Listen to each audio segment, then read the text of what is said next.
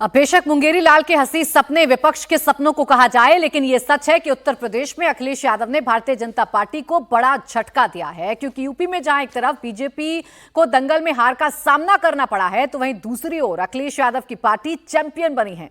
अखिलेश यादव ने ऐसी साइकिल चलाई कि मायावती का हाथी का तो सफाया हो ही गया, बीजेपी आधी हो गई और कांग्रेस को संजीवनी मिल गई।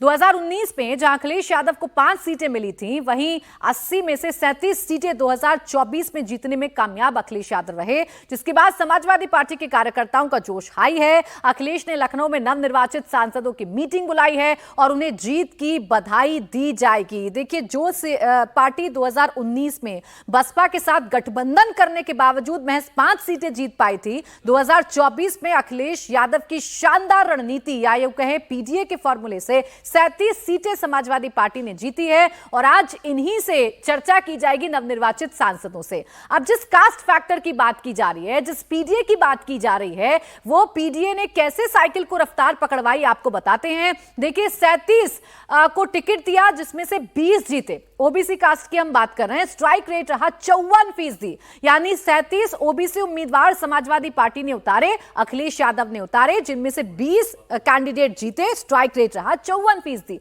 वहीं अगर आप दलित फैक्टर की बात करेंगे तो 17 उम्मीदवारों को टिकट दिया गया, जिसमें से 8 जीते, स्ट्राइक रेट रहा 47%। मुस्लिमों की अगर आप बात करेंगे तो 4 मुस्लिमों को टिकट दिया और चारों के चारों जीते, स्ट्राइक रेट रहा 100%। तो यही वो कैलकुलेशन है या यही वो फैक्टर है जिसने अखिलेश यादव के लिए काम किया और अखिलेश यादव ने जीत दर्ज की है उत्तर प्रदेश में शानदार। अब आपको कास्ट वाइज बताते हैं। देखिए, कुर्मी पटेल 10 को टिकट दिया था समाजवादी पार्टी ने, 7 जीते। कुशवाहा शाह के सैनी 6 को टिकट दिया था, 3 जीते। यादव की बात करेंगे तो अपने परिवार के 5 उम्मीदवारों को मैदान में उतारा था और पांचों के पांचों ने शानदार जीत दर्ज की।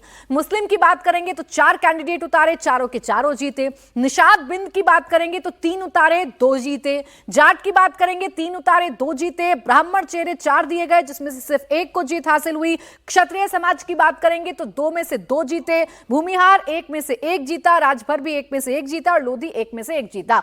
इन तमाम आप कह सकते हैं जातियों को एकजुट करने में इस बार अखिलेश यादव कामयाब रहे हैं और इसमें सबसे बड़ा फैक्टर अगर देवेंद्र चर्चा करें तो आरक्षण वाला मुद्दा ही सबसे बड़ा मुद्दा रहा, जिससे सारी जो कास्ट है या जो जातियां हैं उन्होंने अखिलेश यादव के लिए वोट कर दिया। बिल्कुल प्राची, ओवरऑल एक नैरेटिव बन गया कि ये लोग अगर बीजेपी की सरकार आएगी तो आरक्षण पे इनका निशाना हो सकता है। उसमें से कई सारी चीज़ों को जोड़ दिया गया, जैसे प्रधानमंत्री नरेंद्र मोदी ने अर्थव्यवस्था के लिहाज से कहा कि 2047 तक विकसित भारत बनाना है तो कुछ बड़े और कड़े फैसले करने होंगे, वो एक बात कही गई। दूसरी तरफ 400 के नारे की बात कही गई, 400 का दावा किया गया। तीसरी तरफ कुछ नेताओं के इस तरह से बयान ऐसे आया, वो उन नेताओं के बयान भी आरक्षण के संदर्भ में नहीं थे, लेकिन उसको राहुल गांधी और अखिलेश यादव ने बहुत स्मार्टली एक भ्रम फैलाने के लिए इस लिहाज से जोड़ा कि ये सब कुछ इस लिहाज से किया जा रहा है कि आरक्षण खत्म कर दिया जाएगा। राहुल गांधी की हर एक रैली को उठा के देखें तो सीधे संविधान की कॉपी दिखाते थे और वो नीचे तक गया है, जिसके चलते कास्ट फैक्टर बहुत ज़्यादा डोमिनेंट हुआ और वहाँ पर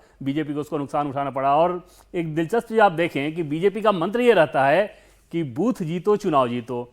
ये जो बड़े नाम हैं, जैसे सूर्य प्रताप शाही की बात कही जा रही है, उनके अपने बूथ पर बीजेपी की हार हुई है। महेश्वर शरण सिंह जिनका अमेठी में जिक्र हुआ, उनके अपने बूथ पर बीजेपी की हार हुई है, अपने विधानसभा में बीजेपी की हार हुई है। और ऐसे अनेक बड़े नाम यूपी के आपको दिख जाएंगे जो कि हेवी वेट हैं और उनके बूथ पर भी बीजेपी की हार हुई है।